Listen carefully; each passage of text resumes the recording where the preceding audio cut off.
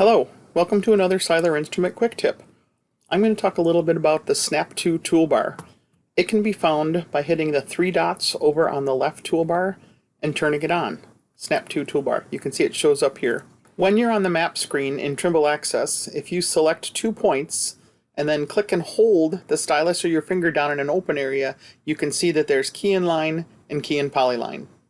A polyline is a string of multiple points strung together. If you select a third point, click and hold, you can see now we can actually key in an arc, a polyline. If I do key in an arc, you can see now we have a polyline, a line, and an arc on the screen.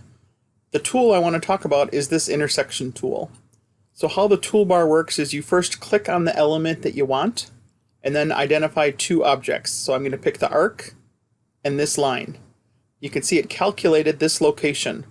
If you hit review, it's going to show you the coordinates, and here's a temporary name that it has assigned to that point. If I click and hold on the screen, I can actually create a point and call it intersection, I'll just call it intersection 1. Now we actually have a point that we can go back to.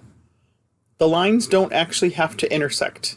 So again, if I click that intersection tool, I pick this arc and this line, you can see it's going to extend past the end of the arc on a tangent. So watch that. It's not going to continue to be on the arc. If you need it on the arc, you need to actually create and extend the length of the arc. If you connect the intersection point, select a polyline and a line, you can see it uses the same tangent. And last, if you have 2 lines that intersect, I pick this line and this line. You can see it calculates this location. This concludes Seiler Instrument Quick Tip. Thanks for watching.